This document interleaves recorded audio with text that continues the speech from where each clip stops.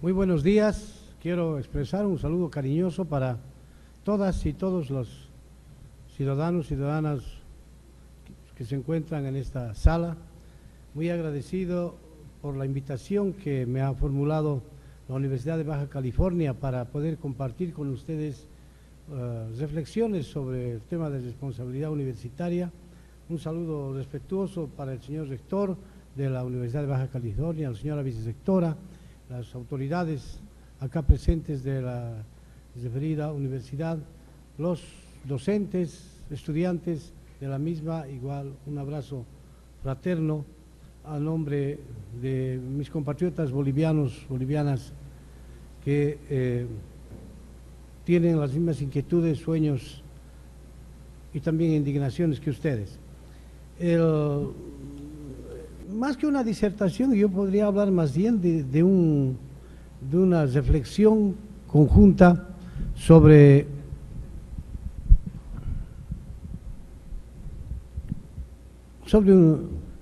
este tema tan recurrente que tiene que ver con la responsabilidad social universitaria.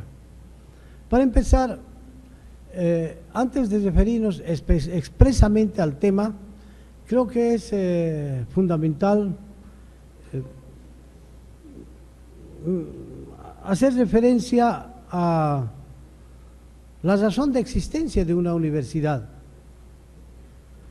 y particularmente de una universidad pública autónoma, como es el caso de la Universidad de California o de la universidad que me honro en representar. Tiene que ver con el rol del Estado,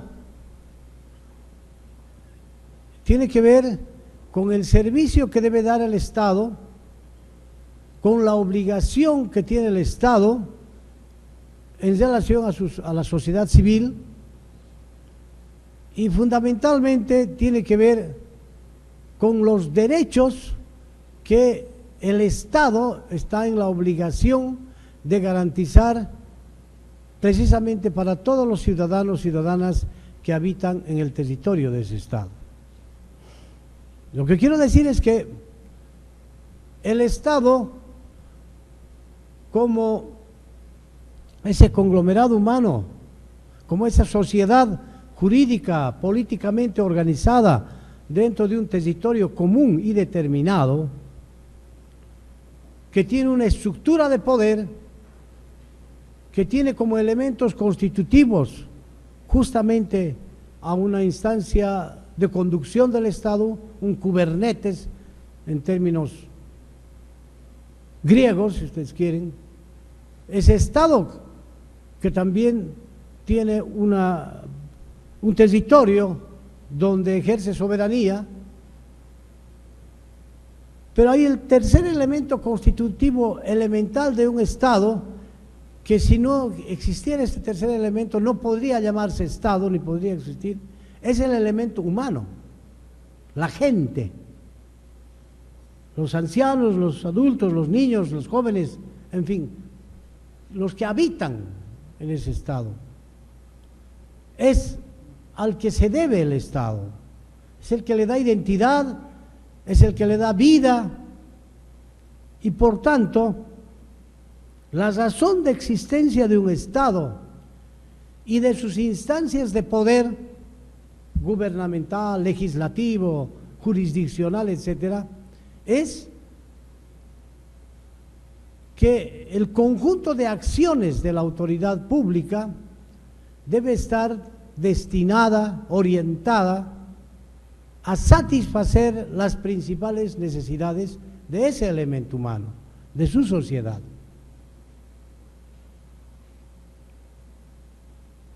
¿Cuál es el fin superlativo de ese Estado? Precisamente, consolidar, garantizar esos derechos de la gente, de su sociedad civil.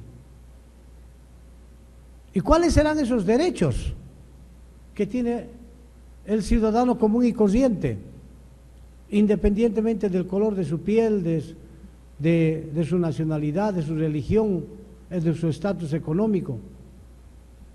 Elementales derechos como el de la vida, el de la identidad,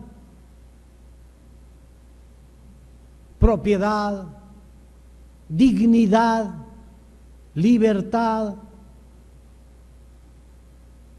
libertad de expresión, libertad de pensamiento, etc., como derechos humanos individuales, más conocidos como derechos de primera generación.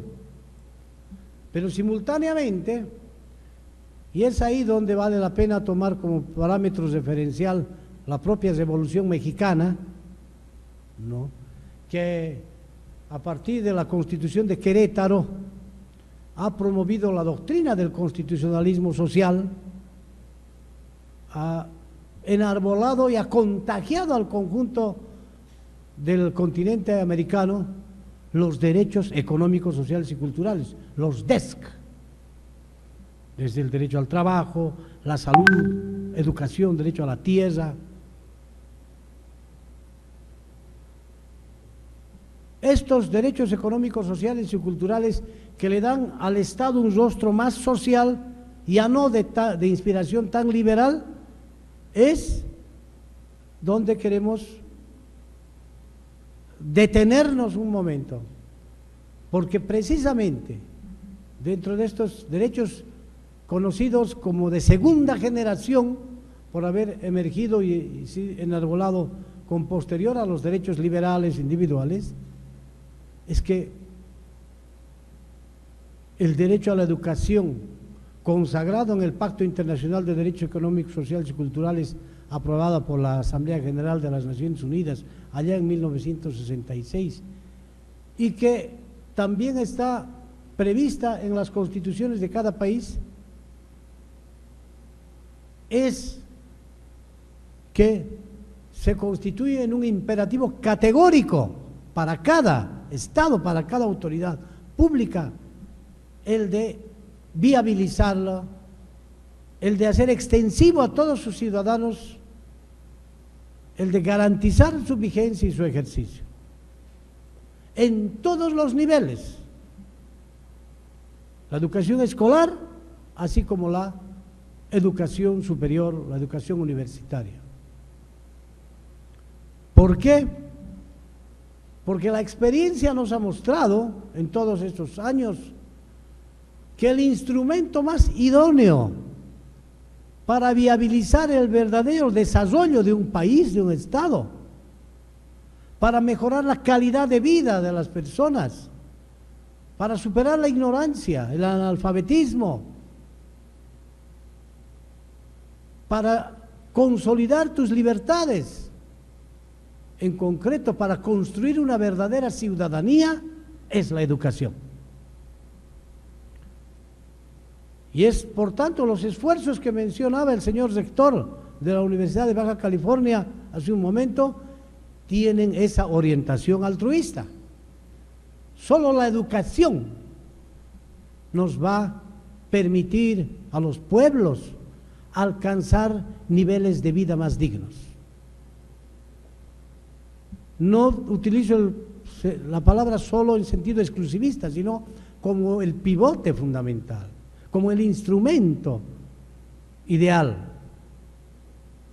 Si ese es el valor de la educación como instrumento de desarrollo, vean ustedes la obligación que tienen las universidades estatales de ir perfeccionando cada vez la currícula, sus programas educativos, sus programas de investigación, para cada vez más cualificar los procesos de formación, procesos de enseñanza, aprendizaje, investigación, interacción social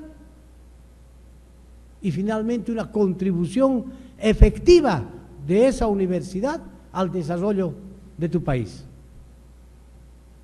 Quizá ahí está la diferencia cualitativa de una universidad pública con aquellas empresas comerciales de educación superior que pretenden llamarse universidad.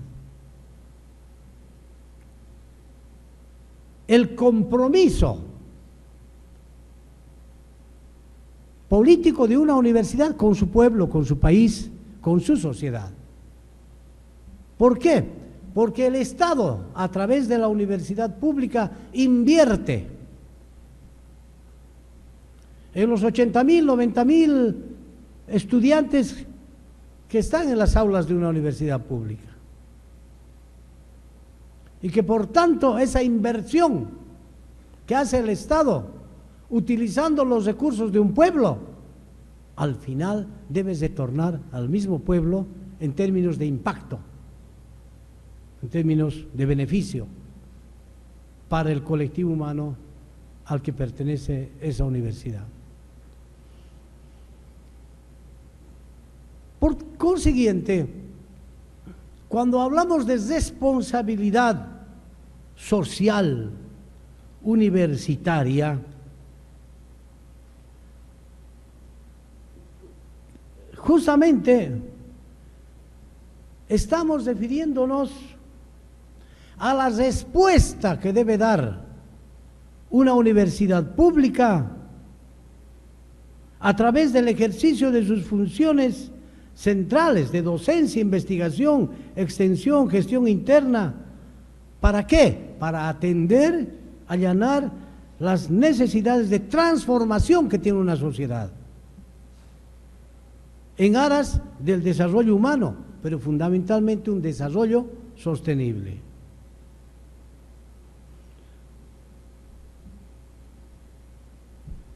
Ese es el fin altruista de una universidad. ¿Y cómo se expresa esa responsabilidad social universitaria?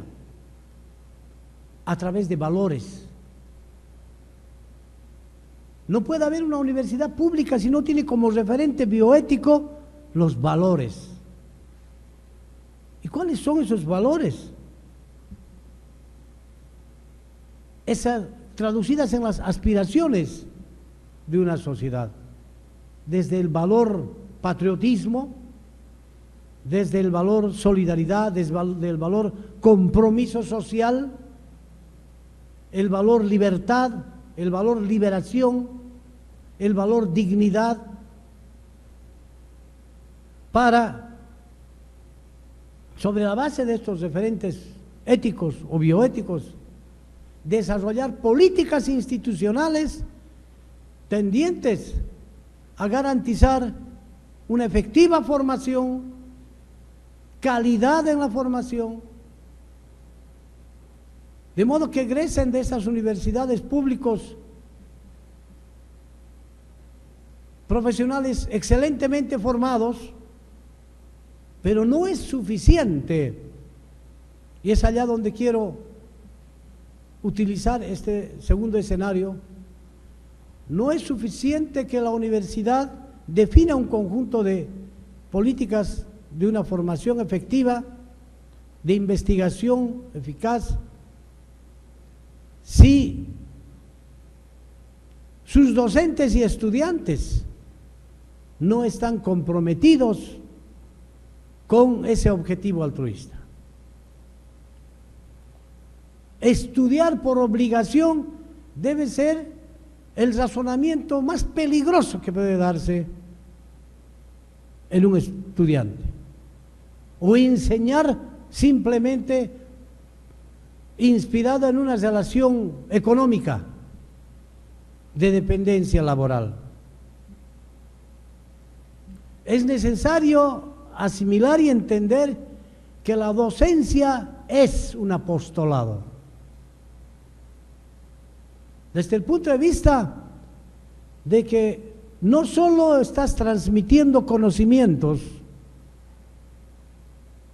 sino que también estás aprendiendo de tus alumnos. Desde el punto de vista de que termines de entender que además de contribuir a la formación de profesionales de calidad, no pierdas de vista un solo segundo que estás formando seres humanos. Por consiguiente, esos seres humanos, profesionales después, investigadores, son los que se van a hacer cargo como nuevas generaciones de los destinos de tu municipio, de tu estado, de tu país. Por tanto, no solo deberás dotarle de los conocimientos necesarios vinculados a la materia, a la profesión que ha abrazado cada estudiante, sino deberás garantizar que en cada profesional que egresa de tu universidad están emergiendo verdaderos forjadores de derechos de los demás. En cualquiera de las profesiones, si estás promoviendo abogados, no es suficiente que produzcas juristas conocedores técnicamente de su ciencia. Está muy bien, pero si a ese abogado no le pones el referente ético para que se convierta en un verdadero defensor de derechos, un promotor de justicia, no nos sirve, porque puede terminar en abogánster. Si a ese médico, además de convertirlo en un especialista en las diversas ramas de la medicina, pero si no lo convences de que está trabajando con seres humanos y que debe aprender a tratar a los pacientes como si estuviera atendiendo a su hijo, a su ser querido, no nos sirve, porque solo va a estar pensando en ganar plata y no va a tener la capacidad de sentir el dolor que siente un familiar cuando su ser querido está atravesando una enfermedad grave. Eso es responsabilidad social universitaria. En todas las profesiones, yo he señalado al azar algunas. O aquel auditor que no oriente su profesión a transparentar los manejos administrativos financieros de una entidad pública o privada, no nos sirve. Si se va a convertir en cómplice de las irregularidades y de un conjunto de delitos, no nos sirve. Es decir, la responsabilidad social universitaria implica una identificación plena de la universidad como institución, pero además de sus estamentos, autoridades, docentes, estudiantes y el personal administrativo de apoyo, todos apuntando a una dirección, a una misma dirección, para que el resultado de esa labor contribuya de manera efectiva al desarrollo de un país, de su país. Pero cuando hablo de desarrollo, no me refiero simplemente a un movimiento económico de satisfacción o mera satisfacción de necesidades materiales. Eso no es desarrollo. El desarrollo es un concepto más profundo, porque puede haber riqueza en un estado, y hay cuantos estados ricos, pero da la casualidad de que esos estados llamados ricos son los que mayores asimetrías sociales exponen. ¿O van a negar que en los Estados Unidos, aquí al lado, no hay indigentes?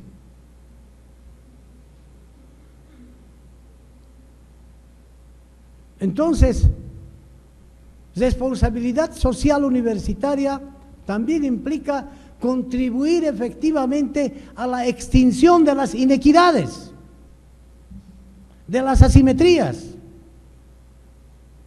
de la pobreza, la extrema pobreza. Responsabilidad social universitaria implica ayudar a tu país a socializar el derecho a la salud. Responsabilidad social universitaria significa al mejoramiento democrático de tu Estado. ¿Y cuánto hemos avanzado en América Latina, si queremos retenernos un momento en este rubro? Es evidente que podemos jactarnos los latinoamericanos que atrás quedaron las dictaduras militares. Ya no está Trujillo en República Dominicana, ya es historia. Ya no está Somoza en Nicaragua, o ya no está Pinochet en Chile, o no está Videla en Argentina, o Banzer en mi país, etc. Y si no es solamente transcurso del tiempo o desplazamiento, la democracia se construye desde abajo en el sentido de promover ciudadanos demócratas. Y resulta que la mayoría de nuestros países vive hoy día en democracia, pero sus autoridades son absolutamente antidemócratas.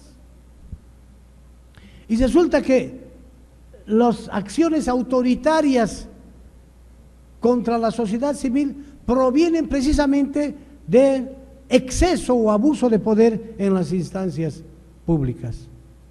Y resulta que la policía genera más temor que seguridad en la sociedad civil, donde ustedes quieran. Y resulta que, si a ustedes les pregunto acá, a 200 a 300 personas si creen la justicia, 350 me van a decir que no. Y otro diagnóstico más doloroso es que, y no es especulación, pueden ustedes por su parte preguntar si por ahí hay algún periodista, salga a la calle, a la esquina, y a 100 ciudadanos que pasan, si creen en los políticos de su país, pregunten a 100, 150 te van a decir que no. ¿Qué es lo que está pasando? ¿Por qué, no obstante que las dictaduras quedaron en el pasado, encuentran perfectos herederos en democracia? En sus prácticas autoritarias, en el manejo discrecional de los recursos del Estado, en la corrupción institucionalizada, en la inseguridad ciudadana, en la ausencia de justicia en los tribunales. Entonces no podemos jactarnos de manera conformista el que en la sola elección de autoridades en las urnas ya es suficiente garantía para decir que vivimos en democracia. Porque si no, no estaríamos hablando de personas que desaparecen y que nunca más las podemos volver a ver, que no sabemos si están vivas o muertas. No estaríamos hablando de las quejas de todos los días de la gente que porque no tiene plata, no tiene justicia. No estaríamos hablando del estereotipo que tiene la policía y el juez sobre el delincuente. ¿Saben cuál es el estereotipo? Hagan de cuenta que esta es una pizarra. Y si le digo a un policía o a un juez que me lo pinta un delincuente, ¿saben cómo me lo va a pintar? Con rostro moreno, probablemente de origen indígena, le va a poner un tajo, le llamamos en Bolivia, un corte, si ustedes quieren acá, un alias tal vez. Ese es el estereotipo de delincuente que tiene la policía, el juez. Ese de repente es un delincuente pero de mínima cuantía, que si lo pones patas arriba un domingo por haber sacado la billetera de la gente, no sé cuántos reunirás, $3,000. No es ni el 1,1% de los que roban los verdaderos delincuentes en nuestros países en instancias de poder. ¿De cuál nos cuidamos más? ¿Del delincuente de cuello blanco? ¿De aquel poderoso que le ordena al juez, que le ordena a la policía que no lo toque? ¿O del delincuente de mínima cuantía? Para el Estado, para la policía, para el juez y hasta para las instancias de poder, el delincuente de gran cuantía no es mencionado. Y entonces despliega todo el efecto coercitivo y punitivo de la ley sobre el delincuente de baja cuantía. Por eso es que en muchas cárceles de nuestro continente da la impresión de que lo que se estuviera encarcelando es más la pobreza que la delincuencia. Lo que estoy diciendo pasa en México, pasa en Colombia, pasa en Argentina, en Bolivia, donde ustedes quieran. Entonces, ¿cuánto hemos avanzado? La pregunta es, ¿y las universidades? ¿Cuál es el rol que juegan las universidades públicas en este entuerto? Vean ustedes el desafío, el reto de las universidades como parte del Estado, porque son públicas, como centros de formación de seres humanos, como aquellos que proveen de médicos, de ingenieros, de auditores, de abogados, de jueces al Estado. Vean ustedes el grado de responsabilidad que tenemos, porque somos nosotros los que proveemos de materia prima al propio Estado y a la sociedad. Pero si nos lanzamos al mercado solamente a través de una formación meramente académica, carente de valores universitarios, carente de objetivos altruistas, entonces somos un contribuyentes efectivos, ya no para las democracias, sino para las democraduras, para una convivencia arbitraria, injusta, asimétrica. Y entonces no nos quejemos porque subsisten los bolsones de violencia doméstica en una sociedad latinoamericana caracterizada por el machismo extremo, donde la mujer es una subciudadana. No nos quejemos, sino si las universidades no asumimos esa responsabilidad. Donde nos protestamos contra la violencia infantil, sin embargo, de 10 casos de violencia contra los niños, 7 se dan en el hogar de las mismas víctimas. ¿Dónde hay más peligro entonces? Donde todos los días, en Ecuador, en Perú, en Bolivia, jovencitas que por falta de oportunidades de trabajo y de estudio son engañadas para ser llevadas a España, a Estados Unidos, como mercancía humana para ser prostituidas por la fuerza, lo que en el escenario, en el contexto de una esclavitud moderna llamada trata de personas.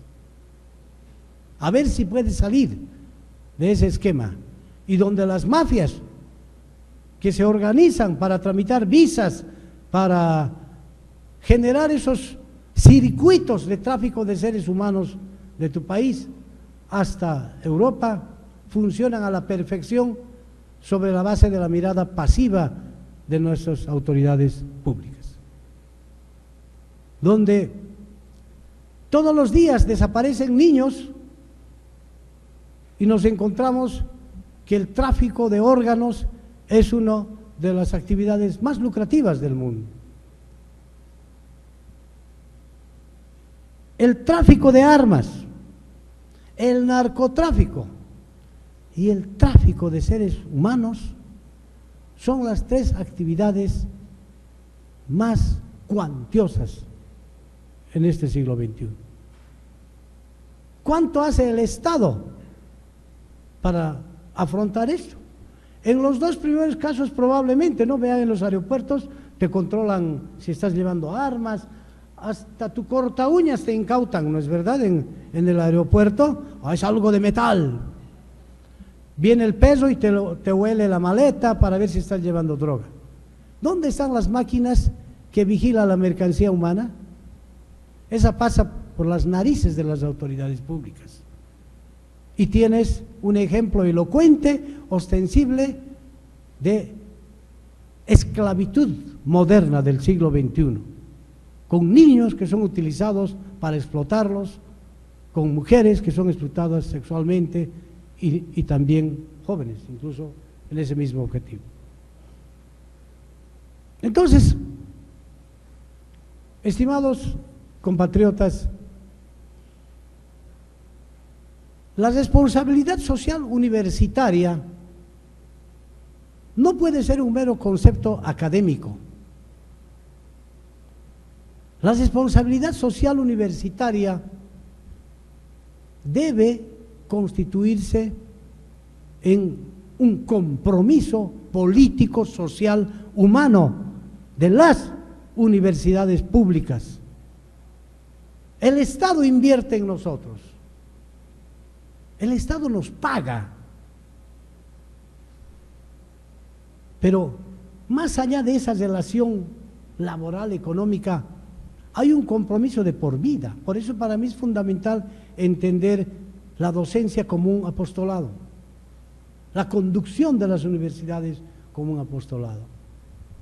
Pero esencialmente la enseñanza como sinónimo de calidad no puede limitarse a pensar que es suficiente la transmisión de conocimientos teóricos, técnicos, prácticos, sino el proceso de transformación.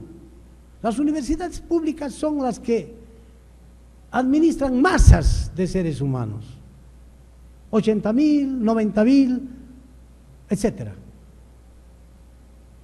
Son verdaderos colectivos humanos que están bajo tu responsabilidad y por tanto no podemos soslayar este aspecto, o quizá más bien en el sentido positivo, aprovechar que hay tanta gente deseosa de aprender y deseosa de emprender que debemos tener la vocación, la voluntad, la decisión, la inteligencia de contribuir a un verdadero proceso de transformación de nuestra sociedad. Ustedes habrán notado, y esta pasa también en Latinoamérica, que hay un distanciamiento muy grande entre la educación escolar y la educación universitaria, como que ni se relacionan, porque la educación escolar está a cargo del gobierno, hay un ministerio de educación, etcétera, y la educación superior a cargo de las universidades. ¿En qué momento coordinan? ¿Cómo llegan los estudiantes de colegio a la prepa, lo que le llaman acá la prepa? Con un tremendo déficit de formación, pero en todo sentido. Y entonces, ese producto mal formado es el que recogemos las universidades y tampoco hacemos mucho para subsanarlo, sino que sobre la base de esa formación deficiente aportamos lo que es inherente a la profesión que ha abrazado cada estudiante. El producto final es lo que preocupa. Profesionales sin un mínimo de sensibilidad humana, profesionales sin un mínimo de compromiso social. Lo que estoy queriendo decir, queridos compatriotas, es que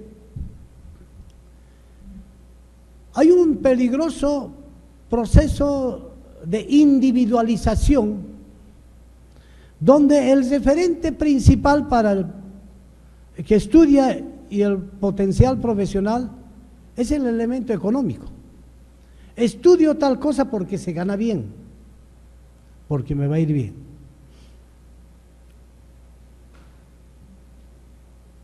Entonces, si tu referente es exclusivamente el económico, eres capaz de hacer cualquier cosa para acumular riqueza, convirtiendo tu profesión en una mera mercancía. Y esa es la razón por la que, por ejemplo, en una clínica, en un hospital privado, por ejemplo, si el paciente no termina de pagar todo lo que ha costado su curación, no lo dejan salir. Se queda ahí como si fuera una cárcel hasta que pague el último centavo. Hay un proceso de mercantilización del derecho a la salud muy peligroso. La salud no puede ser un privilegio, es un derecho. Así dice la Declaración Universal, así dicen las normas internacionales, los convenios que el propio Estado mexicano ha suscrito con la comunidad internacional lo señalan. Pero eso está en la norma. ¿Saben cuál es el desafío de nuestros estados? La posibilidad material de acercar la realidad jurídica con la realidad fáctica para cambiar esta última. ¿Qué quiero decir? Revisen la Constitución mexicana, la boliviana o la colombiana o la ecuatoriana. Van a comprobar que desde el derecho a la vida, a la educación, a la salud, son derechos superlativos, perfectamente consagrados. La seguridad también, pero resulta que nuestro continente es uno de los más inseguros. Y resulta que la salud y la educación todavía son un privilegio. Y resulta que las asimetrías sociales están ahí interpelándonos a todos. Y resulta que la justicia, que también es un derecho, es un ausente permanente en la vida de las personas. En consecuencia, ese es el tema que yo quiero poner en el tapete, porque ya es hora de que las universidades públicas, a través de la responsabilidad social universitaria, asuman un rol más agresivo, más decisivo en su país y en función de servir mejor a la sociedad. ¿Quién mejor que las universidades? Primero, para diagnosticar sobre la base de la investigación científica los principales bolsones de pobreza, extrema pobreza, etc. ¿Quién mejor que la universidad para diagnosticar las debilidades del sistema democrático? ¿Quién mejor que las universidades para ver el problema de la afectación a la biodiversidad, al medio ambiente, por parte de los procesos de industrialización indiscriminada? ¿Quién mejor que la universidad para desarrollar planteamientos al Estado en función de allanar todas estas asignaturas pendientes? ¿A quién le van a creer si no es a la universidad pública? Si eso es así, entonces empecemos a hacernos escuchar por el Estado. Forjemos que las políticas que desarrollan los estados, tanto a nivel nacional como regional, estén orientadas a allanar estas tareas pendientes. ¿Quién mejor que la universidad para identificar los principales bolsones de corrupción que se dan en la administración de la cosa pública, en un municipio, en un gobierno departamental o en un gobierno nacional? ¿Podemos hacerlo? Sí, porque tenemos la capacidad para ello. Pero finalmente, ¿quién mejor que la universidad para relacionarse directamente con los sectores más deprimidos de nuestra sociedad, con nuestros pueblos indígenas?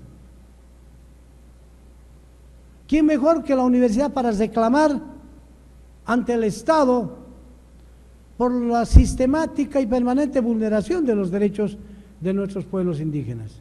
Yo estoy seguro que México, Bolivia y otros países han suscrito, por ejemplo, el convenio 169 de la OIT, de la Organización Internacional del Trabajo, sobre pueblos indígenas.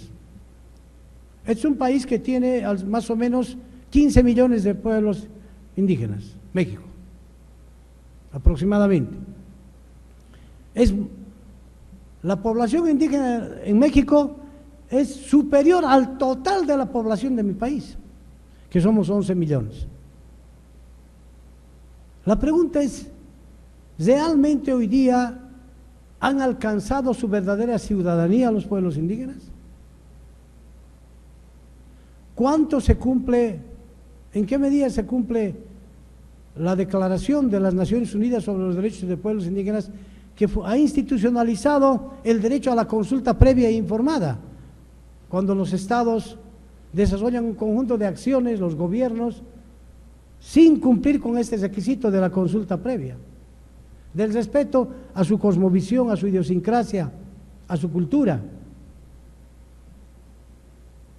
Permanentemente los pueblos indígenas tienen que estar saliendo a reclamar a la Comisión Interamericana de Derechos Humanos y a otras entidades internacionales por la vulneración a sus derechos.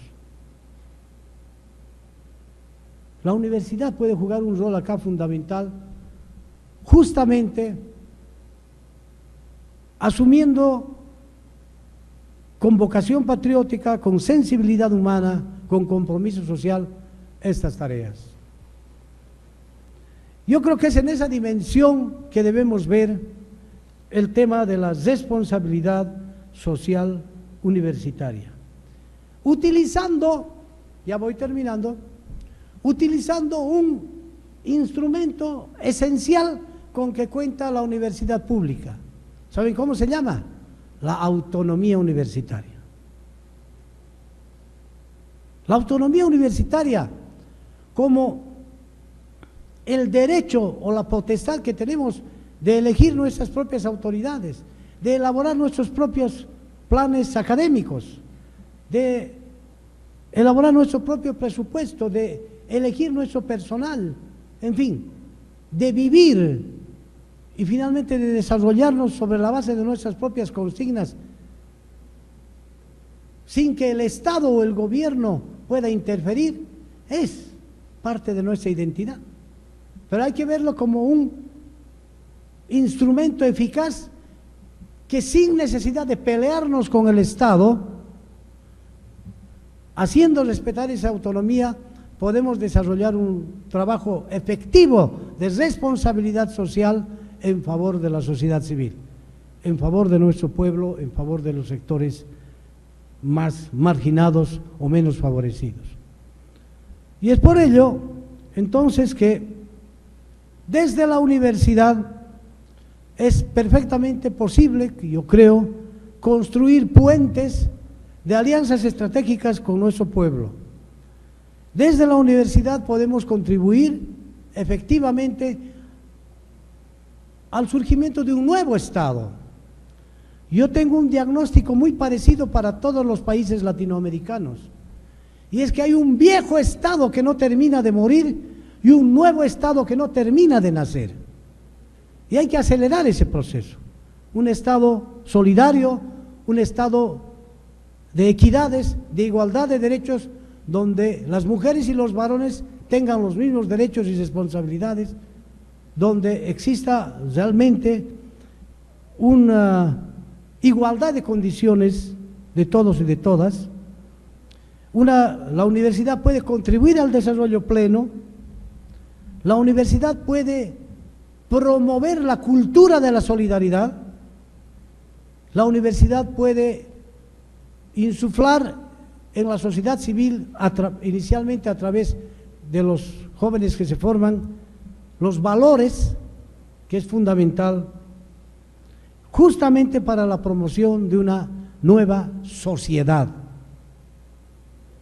Esa nueva sociedad, en el contexto de nuevos estados, es lo que puede permitir en un mediano plazo, reitero, extinguir un conjunto de injusticias e inequidades que todavía nos interpelan.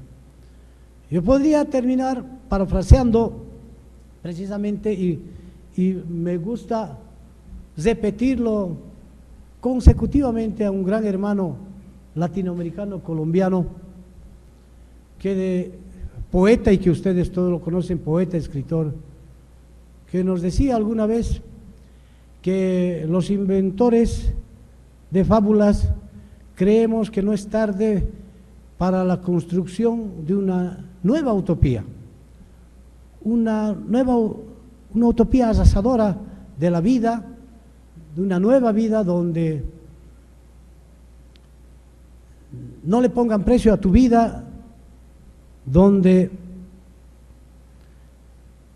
la sociedad no tenga que ser víctima de que te impongan no solo tu forma de vivir, hasta tu forma de morir, donde la justicia y la felicidad así plena sea una realidad, y donde las estirpes condenadas a 100 años de soledad tengan por fin y para siempre una segunda oportunidad sobre la tierra. Esa segunda oportunidad hay que saber aprovechar y generacionalmente estamos en condiciones de hacerlo. Todos y todas. ¿Cuál es la principal obligación? Tenemos la obligación de mantenernos jóvenes independientemente de nuestra edad, porque solo con esa energía vamos a construir países distintos. Gracias.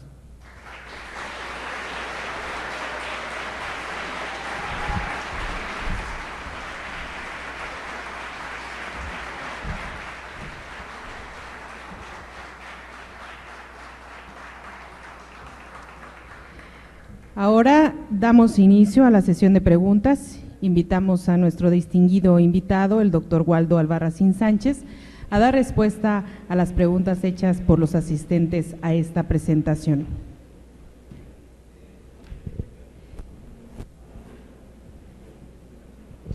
La primera pregunta: para contribuir al cambio de la sociedad, de acuerdo a su opinión, ¿cuál sería el rol del profesor para formar estudiantes libres?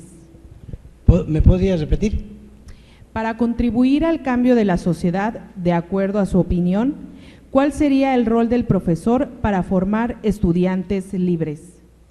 Yo parto del criterio de que no hay mayor privilegio que ser docente. Yo creo que hay que estar agradecidos con Dios que nos haya permitido ser docentes.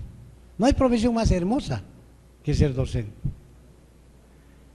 Entonces, porque la docencia, más que la transmisión de conocimientos, es un apostolado. Y los 150, no sé, los alumnos que te están observando cotidianamente en el aula, te miran con tanto detalle que están viendo tus ademanes, tu forma de hablar. Y si tú pierdes la oportunidad en esa relación con tus alumnos de no transmitir lo que debes transmitir, entonces estás desperdiciando ese privilegio que tienes de ser docente. Por eso hablo de la docencia apostolado, porque puedes aprovechar el aula para contribuir realmente al cambio de la sociedad. Y en esa lógica me parece fundamental que además de la transmisión de conocimientos valiosos que das como docente, no pierdas un minuto la idea de que estás formando seres humanos, y cada uno de tus estudiantes, de tus alumnos, puede ser un transformador, un emprendedor, un innovador en potencia para la nueva sociedad que queremos construir. ¿Cómo podríamos diagnosticar el tipo de formación que estamos impartiendo? Justamente viendo, midiendo si es suficiente la transmisión de conocimientos exclusivamente técnicos vinculados a la especialidad que tienes. Yo creo que esa es una parte de la formación. La otra es la que tienes que saberla transmitir, incentivar en tu relación con el alumno, y para eso para mí es fundamental que dejen de verte también en un pedestal. Yo creo que la vieja cátedra magistral debe ir paulatinamente desapareciendo para dar lugar a un relacionamiento horizontal entre el docente, la docente y los estudiantes. Podemos aprender mucho juntos, ¿no? ¿Nos puede comentar experiencias de éxito en el tema de responsabilidad social en su universidad? Sí, partiendo primero del sentido social humano que tiene cada profesión. A veces se piensa que solamente aquellas disciplinas vinculadas al ámbito social son las que por afinidad pueden vincularse a la responsabilidad social. Es mentira. Yo parto del criterio de que en las ciencias puras, en la ingeniería o en la sociología o en el derecho, existen las mismas posibilidades de generar de manera transversal una enseñanza que comprometa al estudiante con las principales inquietudes, necesidades, aspiraciones de su país, porque al final, o sea, entender que, por ejemplo, si un buen ingeniero contribuye a la construcción de una carretera, de un puente, esa obra tiene un fin social, tiene un beneficio colectivo, y eso es lo que no debe perderse de vista en ningún momento. ¿Cuál es la ruta que deben seguir las universidades en Latinoamérica ante las políticas públicas sobre responsabilidad social? Hay que entender la educación, eso es lo que estamos, me ha tocado circunstancialmente hoy día presidir la AUGM, se llama la Asociación de Universidades del Grupo Montevideo, donde están como unas 40 universidades del Brasil, Argentina, Bolivia, Chile, Uruguay, en fin, Paraguay.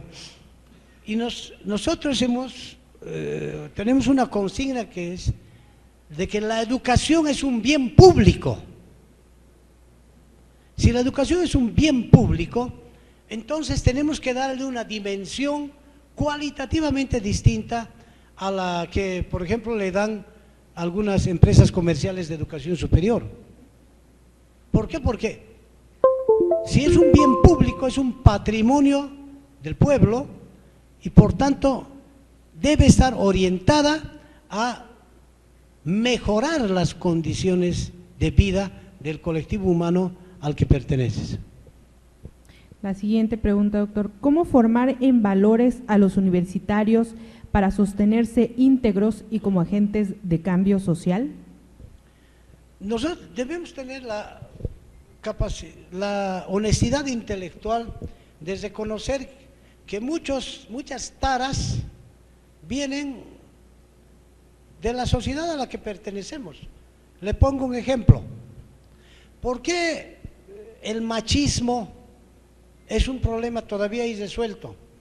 Porque desde niño hasta en la distribución de los juguetes te muestran quién está primero y quién está segundo. Los varoncitos no deben llorar, ¿no es cierto? Como que hay una serie de consignas que te transmiten tus anteriores generaciones. No te metas con esos niños que no son de tu clase, etcétera. Entonces, vas creciendo con una serie de consignas discriminadoras, dañinas en tu relación con los demás. Entonces, eso no lo debería resolverlo la universidad. Pero muchas veces lo que Natura no da, la universidad no presta. Pero sí me parece fundamental, por eso hacer el compromiso que deben asumir en estos tiempos las universidades y el desafío para cambiar ese modelo de ser humano que nuestras sociedades han creado. La siguiente pregunta: ¿cómo las universidades podrán promover los derechos de primera, segunda y tercera generación? Bien, hay un principio que se llama la interdependencia e integralidad de los derechos humanos. Eso significa que no es suficiente que en un país reconozcan el derecho a la libertad de expresión, los derechos individuales en general, ¿no? Libertad de tránsito, pero si no tienes para comer, o al revés, mi pueblo le voy a dar trabajo, le voy a dar alimentación, pero hay de aquel que hable contra el gobierno. Es decir, tiene que ir de manera correlativa la vigencia simultánea de los derechos individuales, primera generación, con los derechos colectivos, económicos, sociales de segunda generación, para que además los derechos de tercera generación, que son los derechos de los pueblos, también se consoliden. Hoy día la mayoría de nuestras sociedades tiene problemas con los derechos de tercera generación, porque cada vez más se va afectando la biodiversidad, el calentamiento global, estamos viviendo una especie de genocidio colectivo porque la falta de políticas estatales para controlar el desarrollo sostenible es lo que finalmente nos está degradando a todos. Por eso hablo yo de la integralidad de los derechos humanos que debe darse de manera simultánea. ¿Cuál es el estatus de las universidades latinoamericanas en cuanto a su responsabilidad social universitaria? ¿Lo estamos haciendo bien? ¿Cuáles son los grandes retos de las universidades hoy en día en esta materia? Yo creo que estamos más bien en una especie de campaña para generar procesos de concientización en las universidades públicas. En general debería ser en todas las universidades públicas y privadas, pero empezaremos por las públicas que tienen mayor grado de responsabilidad frente al Estado. Y en ese sentido todavía creo que hay mucho por avanzar. Debemos tener la sensatez de asumir en forma autocrítica que no estamos trabajando con el esfuerzo y la convicción que deberíamos hacerlo. ¿Considera que el docente es un referente para generar en los estudiantes el cambio social con una formación valoral? Sí, yo creo que el docente es clave, la docente es un instrumento imprescindible, fundamental, y por eso creo que va a ser un protagonista principal en estos tiempos para contribuir a la transformación de nuestra sociedad. Nuestras selecciones de fútbol aprovechan la altura para ganar sus juegos. ¿La sociedad está de acuerdo en aprovechar esto para ganar? Éticamente no es correcto. ¿Qué podemos hacer como sociedad para que eventos insignificantes como estos no deterioren nuestros valores? A ver, es que si lo dices más fuerte tengo miedo que la FIFA nos cierre el estadio en La Paz. ¿No? Dice, pero, a ver, yo parto de un criterio, ¿no? Los pueblos practican el deporte allá donde han nacido. O sea, nadie ha escogido dónde vas a nacer. Porque así como el llano o el calor extremo, los 51 grados de Mexicali de ayer, ¿le puedes culpar a los que han nacido en Mexicali de eso? Les puedes decir, vayan a jugar a un lugar donde haya menos calor, porque si no, no tienen derecho a competir. O sea, es muy complejo, ¿no? Es muy complejo, pero yo creo que hay que, en ese sentido, buscar formas siempre equitativas para que, si bien nadie tenga un privilegio, pero tampoco sea discriminado. De la lista de valores, ¿cuáles son los relevantes para incorporarlos a la educación universitaria? ¿Existe un ISO de calidad de valores? No, yo creo que los valores no tienen una jerarquía, ¿no? ¿Te imaginas el valor honestidad frente al valor honradez? No podemos decir que una es más importante que la otra. El valor lealtad, el valor compromiso, la sensibilidad humana, yo creo que todas tienen la misma importancia, y cuanto más se junten y actúen de manera efectiva y mancomunada en favor del cambio de la sociedad, vamos a obtener mejores resultados. La siguiente pregunta, ¿algún suceso o situación personal que lo motivó de tal manera a defender con tanto fervor los derechos no solo sociales, sino también humanos? Yo creo que la experiencia de vida que uno tiene, ¿no? Yo he estudiado Derecho porque mi familia ha sido víctima de injusticias y en una situación de limitación económica muy grande, obviamente no tenías plata ni para abogado. Entonces, yo creo que en determinado momento cada persona siente que a través de un instrumento puedes no solo resolver tus problemas, sino cambiar las cosas en tu país. Entonces, pero también ha contribuido mucho la vigencia de las dictaduras en Bolivia. Era el país que más dictaduras militares había experimentado hasta más o menos el año 82. En En el contexto internacional se nos conocía por dos cosas negativas, el narcotráfico y las dictaduras militares. Entonces eso genera un grado de conciencia contestataria, ¿no? Pero no, te puedo decir que no estoy satisfecho todavía, pese a que la democracia es parte del sistema político de mi país. No estoy contento porque la democracia no solo es elegir autoridades, sino convivencia democrática, que es diferente. Bueno, y con esta pregunta vamos a concluir la sesión. Damos un fuerte aplauso a nuestro conferencista.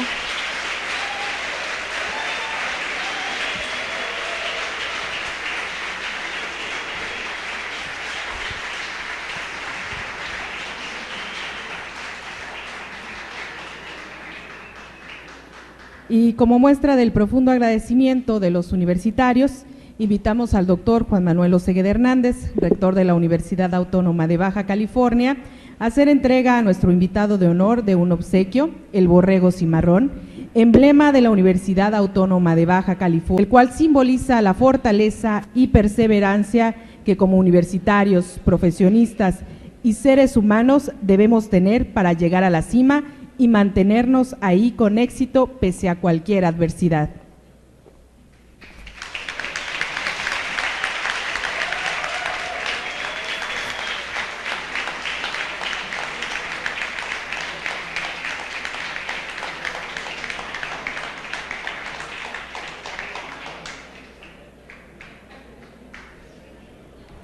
Es así como concluye este acto académico, la conferencia Responsabilidad Social Universitaria y Valores Universitarios, impartida por nuestro invitado de honor, el doctor Waldo Albarracín Sánchez.